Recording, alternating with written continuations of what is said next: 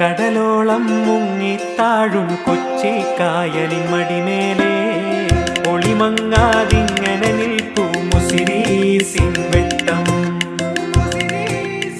നമ്മുടെ സ്വപ്നങ്ങൾ സ്വന്തമാക്കാൻ മുസിരിസിൽ പണിക്കൂലി ഒരു തടസ്സമാവില്ല.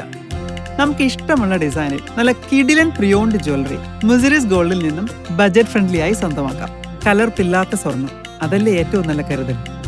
4 പതിറ്റാണ്ടിന്റെ പാരമ്പര്യവുമായി കേരളത്തിന്റെ നമ്പർ 1 പ്രിയോൺ ജ്വല്ലറി മുസിരിസ് ഗോൾഡ്.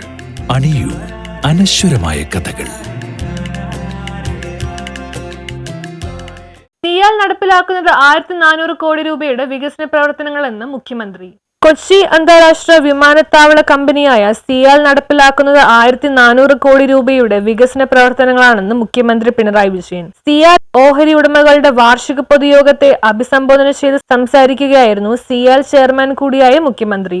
2024-25 സാമ്പത്തിക വർഷം 1142 കോടി രൂപയാണ് സിയാലിന്റെ മൊത്ത വരുമാനം. ലാഭം 489.84 കോടി. നിക്ഷേപകർക്ക് ഡയറക്ടർ ബോർഡ് ശുപാർശ ചെയ്ത് 50% ലാഭവിഹിതം വാർഷിക പൊതുയോഗം അംഗീകരിച്ചു.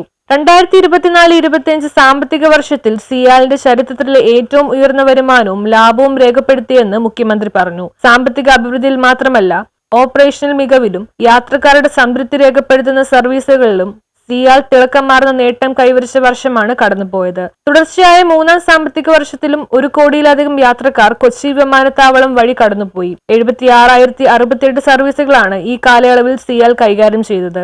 വ്യോമയാന രംഗത്തെ വളർച്ച പൊതുതൊഴിൽ രംഗത്തും ടൂറിസം, ഹോസ്പിറ്റാലിറ്റി, അടിസ്ഥാന സൗകര്യ വികസന മേഖലകളിൽ വൻതോതിലുള്ള മാറ്റങ്ങൾക്ക് വഴിയൊരുക്കുമെന്ന് മുഖ്യമന്ത്രി കൂട്ടിച്ചേർത്തു.